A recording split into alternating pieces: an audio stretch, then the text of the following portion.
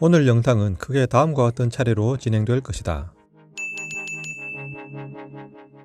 지루하기를 작정하고 왜 이런 영상을 만드는지 모르겠지만 지루해야 할 시청자들을 위해 각 차례에 대한 타임코드는 설명란에 표시해 놓았다. 어쩌다 보니 배수아 작가의 책이 12권이 되었다. 참고로 모든 책을 가지고 있는 건 아니다. 그렇다고 내가 배수아 작가의 열혈 독자냐 하면 꼭 그런 것만도 아니다. 절판된 책을 중고로 구입한 것도 있고 신간이 나오자마자 구입한 것도 있다. 그 가운데 반 정도 읽고 반 정도 안 읽은 것 같기도 하다. 어떤 책은 여전히 인상 깊게 남아있고 또 어떤 책은 읽긴 읽었지만 뭘 읽었는지 모르겠는 것도 있다. 한편으론 단지 배수아 번역이라는 이름 때문에 구입한 번역서들도 눈에 띄고 단지 배수아 작가가 호평했기 때문에 관심을 가지고 읽게 된 외국 작가, 이를테면 토마스 베른하르트나 제발트, 그리고 페소아, 최근 읽은 클라리시 리스펙토르까지 있으니 이쯤 되면 배수아 열혈팬 맞네 라고 하겠지만 다시 한번 거듭 말하지만 그렇지는 않다. 다만 뜨뜻미지근한 관심을 두고 있다는 데에는 인정하겠다. 어떤 작가를 말할 때 매니아적인 작가라고 한다면 그런 평판은 작가에게 긍정적일까 부정적일까? 그와 상관없이 나는 배수아 작가가 일반적으로 두루두루 읽히는 작가는 아니라고 본다. 일군의 확고한 지지를 보내는 독자층을 가진 작가가 아닐까 하는데, 왜냐하면 당연한 소리겠지만 그 작품들이 가지는 독특한 분위기 때문일 것이다. 오늘 이야기할 멀리 있다 우르는 늦을 것이다 역시 그러했다. 책을 읽기도 전에도 그랬고 읽고 난 지금도 마찬가지인데 과연 제대로 읽고 제대로 작가의 의도를 이야기할 수 있을까 하는 의구심이다. 아무리 책 읽기가 주관적 영역이라 해도 너무나 얼토당토하는 말을 할 수는 없다. 지금처럼 자꾸만 변죽만 울리고 있는 것도 바로 그 때문일 것이다. 어디로 들어가고 나와야 할지 입구도 출구도 보이지 않는다는 것이다. 그렇기 때문에 코끼리를 손으로 더듬는 정도가 아니라 울음소리만 듣고 코끼리를 안다고 하는 건 아닌지 싶다.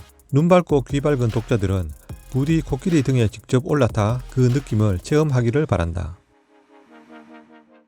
이 소설은 전체 3부로 이루어져 있다. 1부는 모든 기억을 까맣게 잊은 채 여행지 숙소에서 잠에서 깨어난 두 남녀가 어떤 무녀를 찾아가는 이야기다. 2부는 1부와는 상반된 이야기라고 할 수 있다.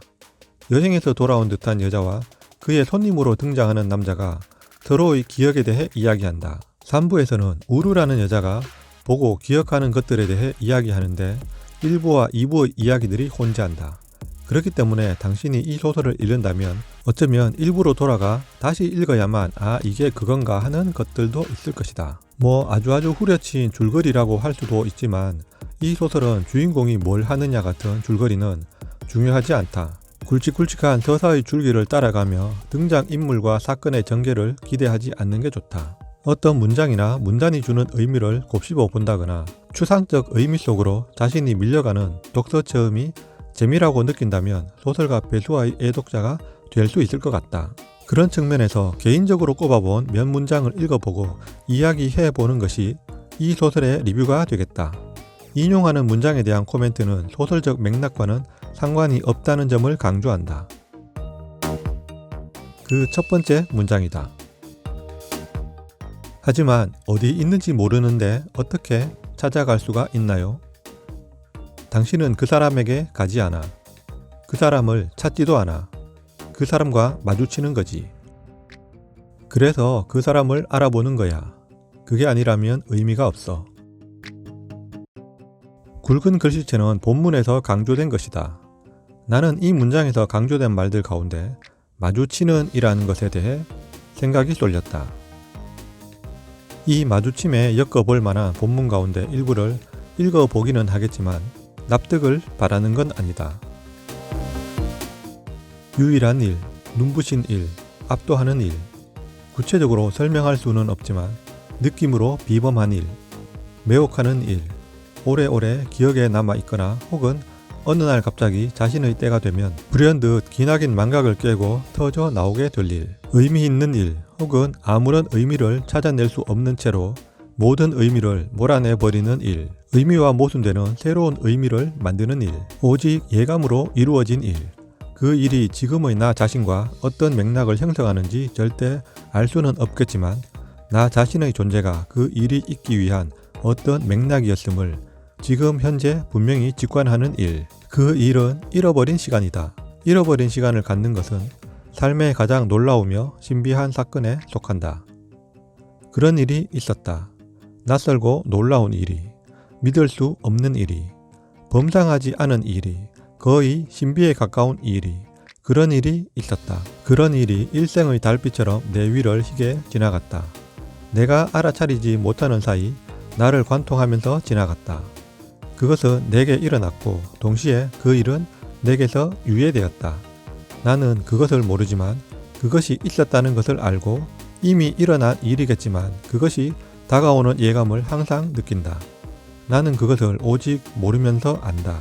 망각으로서만 그것을 기억한다. 그러다 아주 뒤늦게 믿을 수 없을 만큼 지연되어 효력이 나타나는 수면제처럼 그것이 불현듯 내 위로 떠오를 때가 있다. 유예된 효력이 언제 나타나는지 나는 절대로 알지 못한다.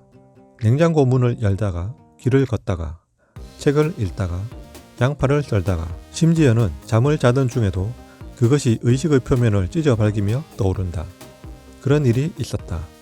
나는 그것을 모르면서 안다. 마치 어느 날 문득 마주친 어떤 사물을, 어떤 대상을, 어떤 느낌이나 이야기를 스스로 이유를 모른 채 물끄러미 주시하게 되고 그것과 연관을 맺기를 간절히 원하다가 마침내는 그것이 세상의 다른 어떤 우물도 아닌 바로 나 자신으로부터 나왔기를 간절히 그리워하고 상상하고 믿고 마침내 알게 되는 것처럼 그런 일이 있었다. 인용한 부분에는 4번의 그런 일이 있었다라는 말이 있는데 나나 당신들 역시 그런 일이 있었지 하며 딸려 나오는 어떤 일이 사람이 있을 것이다. 작가의 표현대로 모르면서 알고 망각으로서 기억하는 일들은 굳이 몰라도 그만이고 안다고 해도 어쩔 수 없는 일이 대부분이다. 그런데 그런 일들은 부지불식간에 길을 걷다가 양파를 썰다가 마른 하늘에 번개가 번쩍하고 빛나듯이 기억 속에서 튀어나오는데 그럴 때면 가던 걸음이 썰리던 양파가 모두 정지된다. 나는 앞에서 마주치는 이라는 말에 생각이 쏠렸다고 했다. 길을 가다 누군가를 마주치든 아니면 어떤 생각을 마주치든 이 마주침은 어디서 오는 것이며 왜 오는 것인지 어쩌자고 무방비로 마주쳐야 하는 것인지 그런 생각이 들 때마다 대책은 속수무책임을 느낄 뿐이다. 그렇게 내던져질 뿐이다. 우리가 이 세계 안에서 존재하는 것은 기억으로 시작하는데 그렇기 때문에 이 소설이 기억을 잃은 남녀로 시작해 각자의 기억에 대해 이야기한다는 것은 우연은 아니지만 그렇다고 이 소설이 기억에 관한 소설은 아니다. 소설의 오독이라고 해도 상관없다. 앞뒤 맥락도 없이 문장을 인용하고 어줍잖은 말들을 늘어놓았는데 여기에 무슨 소설적인 줄거리와 사건이 있겠는가. 이 영상에서는 이 정도의 말들만 꺼내겠지만 한 문장을 마주치고 한 문단을 마주치고 잠시 책을 내려놓고 어떤 블랙홀 같은 세계로 빠져들면 거기에 시간이란 정지가 아니라 시간이 없는 세계가 되어버린다. 생사를 넘나드는 찰나를 경험한 사람들의 이야기에는 공통적으로 그 짧은 순간에 지금까지 자신의 인생이 주마등처럼 지나간다고 하지 않는가. 그것과 같은 것이다. 소설의 주인공과 사건이 전개되는 줄거리를 따라가느라 정신이 쏙 빠지는 그런 소설도 좋겠지만 나는 딱히 그런 소설에 손이 잘 가지는 않는다. 어떤 몰입이 되었든 각자 즐기면 그만인 일이겠지만 내 안에 있는 뭔가를 건드리고 떠올리게 하거나 마주치게 하는 어떤 것들을 찾는 일 가운데 하나가 글자를 읽어대는 일 같다. 여하튼 이제 시작인데 이렇게나 지루한 말하기를 시키고 있으니 이 소설 읽기는 나름대로 대박이랄 수도 있겠다. 한편으론 흥행과는 거리가 먼 영화를 만들고 있는 대책 없는 감독의 심정이 이 비스무리한 건가 싶기도 하다. 두 번째 문장을 읽어본다. 당신은 놀라운 일 혹은 설명할 수 없는 이상한 일을 경험한 적이 있나요? 사실 잘 생각해보면 그런 일은 우리가 짐작하는 것보다 훨씬 더 자주 일어난다고 손님은 대답한다. 그런데 그것은 대개 불완전한 파편의 형태로 이루어지기 때문에 우리 삶의 그림을 완성하는데 불필요한 조각처럼 보이고 그래서 우리의 의식은 그것이 무엇의 예감인지 알지 못하는 채 대개 그것을 기억하지 않고 파기해버린다. 설명할 수 없는 이상한 일, 우리의 삶과 논리적 맥락을 이루지 못하는 이질적 파편들을 우리는 그렇게 부른다. 인간이 지속적으로 과학기술을 발전시켜 나가는 근원에는 설명하고자 하는 욕망 때문일 것이다. 과거에는 설명할 수 없었던 많은 일들이 이제는 과학의 이름으로 얼마나 많이 설명의 범주 안에 포함되었는가는 굳이 말하지 않아도 될 것 같다. 이 설명의 범위가 어디까지 가닿을지는 모르겠지만 끝내 설명될 수 없는 미지의 영역도 남겨지긴 할 것 같다. 어쩌면 그래야만 한다. 우주의 끝의 끝을 넘어서까지 명명백백하게 밝혀져 그야말로 모든 것이 설명 가능해진 다음의 인간에게 남겨진 것은 무엇일까? 더 이상 설명할 티끌 하나 남아있지 않은 인간은 아마 신이 되었을 텐데 그땐 무엇을 할까? 일상이라고 이름 붙여지면 놀랄 것도 이상할 것도 없는 일들의 연속이다. 연속이라 하지만 연속이 아닌 한 장의 평면이다. 설명이 필요 없기 때문이다. 평면은 설명을 요구하지 않는다.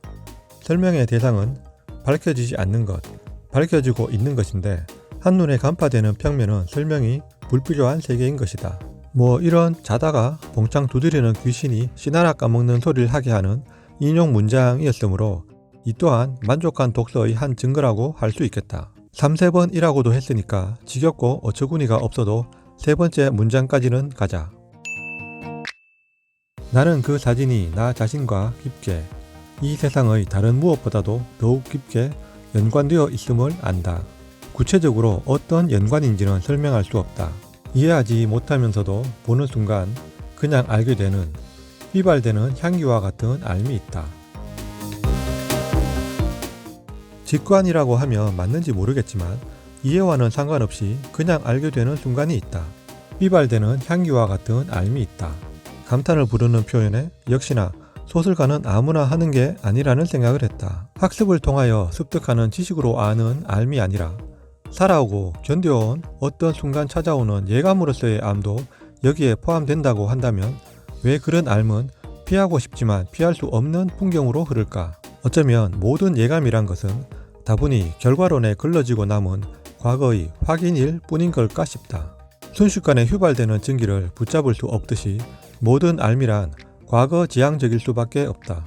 앵콜 요청도 없지만 내 마음대로 하나 더 추가해본다.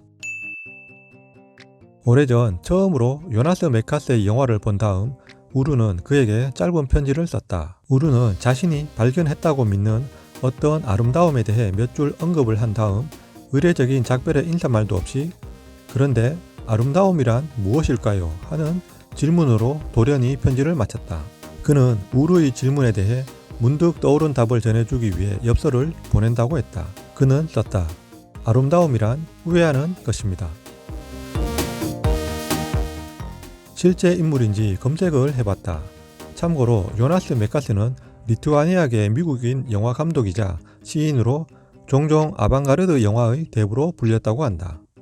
1922년 12월 출생하여 2019년 1월 미국 뉴욕에서 사망했다. 인용한 문장의 상황이 실제인지 소설적 상황인지 확인하고 싶지는 않지만 실제로 엽서를 보내고 받았다는 것에 내기를 하라면 걸겠다. 감독의 작품 가운데 아름다움이라는 키워드로만 짐작해 보자면 2000년 작품인 우연히 나는 아름다움의 섬광을 보았다. 그것이 아닐까 짐작만 한번 해본다. 아름다움이란 후회하는 것이다 라는 말을 한참이나 붙잡고 있어봤다. 아름다움과 후회는 일란성 쌍둥이 같은 것이겠구나. 화무시비롱이라는 말처럼 영원한 아름다움은 없을 테니 아름다움이 시들고 나면 아름다움의 자리엔 후회가 차지하는 거구나. 뭐 그런 생각을 하자니 후회할 아름다움이라면 가지지 않는 게 나은 건가? 후회할 값이라도 한번 아름답게 피워보는 게 나은 건가?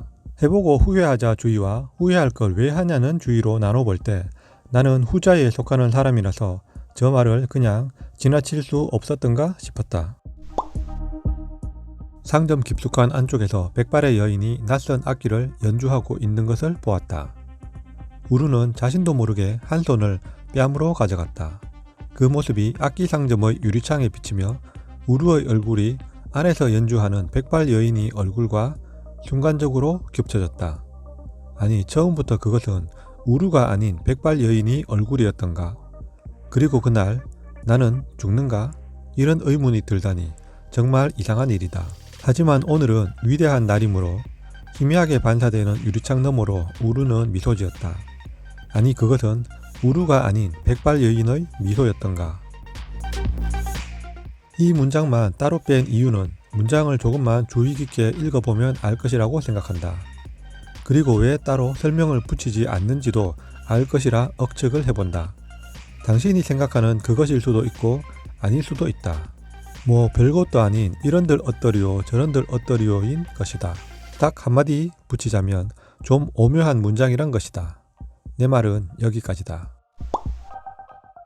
소설 리뷰를 빙자하여 소설과는 하등의 상관도 없는 장황한 잡벅 독백을 구구절절 해봤다. 이런 것도 따지고 보면 소설이 주는 영향력임은 분명하다. 주인공이 어떻고 반전이 어떻고 하는 소설이었다면 아주 간략하게 요약하고 끝냈지 이런 어처구니 없는 썰은 풀지 못했을 것이다. 여기까지 정주행했다면 당신은 대단한 인내심의 소유자임이 틀림없어서 뭘 하든 잘할 사람이거나 아니면 좀 사차원이거나 설마 이런 말을 믿지는 않겠지만 괜히 다 봤다고 뻥카는 치지 말자. 여하튼 이 영상이 당신의 독서 생활에 조금이라도 보탬이 되었으면 좋겠지만 유튜브 영상 하나가 뭐라고 그런 것까지 바라나 싶기도 하다. 이 작품은 출판사 워크룸 프레스에서 입장들이라는 이름으로 출간하고 있는 한국문학 시리즈 가운데 네 번째 작품이다. 이 시리즈의 작품 만듦새에 관해 이야기를 안 할 수가 없다. 보는 바와 같이 이 시리즈는 앞표지에 독특한 그림만 있고 저자 이름이나 제목조차 표시하지 않고 있다. 책 등 업계 용어로는 세네카에 그런 정보가 기록되어 있다. 그리고 좀 생뚱맞다고 해야 할까? 무려 비닐루가 쓰여져 있다는 것인데 난 이거는 좀 아니올시다 같다. 본문의 편집도 양끝 맞춤이 아닌 낱말 기준으로 왼쪽 맞춤이다. 이런저런 디자인적인 면에 공을 많이 들이긴 했지만 디자인을 위한 디자인 같기만 해서 썩 달갑지만은 않은 시리즈이지만 4권까지 나온 현재 나는 3권을 구입했고 한 권은 읽다 말고 내다 팔았다. 2권을 가지고 있고 다음에 나올 5번째 작가의 애독자라서 내심 기다리고 있기도 하다. 선정된 작가들의 몇몇만은 인정하겠다. 그리고 그 무엇보다 분노 폭발까지는 아니지만 읽으면서 짜증을 유발케 한 것은 눈 침침한 독자가 보는데도 160여 페이지짜리 단행본 한 권에 무슨 오탈자가 8개나 발견되는가 하는 것이다. 오탈자의 위치는 밝혀놓겠다. 한두 개는 애교로 봐주고 서너 개까지는 뭐 그렇다 치겠다. 500페이지, 600페이지짜리 벽돌책이라면 이렇게 대놓고 뭐라 하지도 않는다. 3교가 아니라 2교만 봐도 발견하고 고칠 수 있는 정도의 오자가 특히나 중후반부에 몰려 있다는 것은 그만큼 교정자가 아니했다는 것이다. 출판사를 탓해야 하나 아니면 외주 교정자라면 한 개인의 부주의를 탓해야 하나 답답할 뿐이다. 최근에 읽은 500페이지짜리 소설에서도 6, 7개 오탈자가 있던 탓에 보이는 과잉 반응인가? 아 진짜.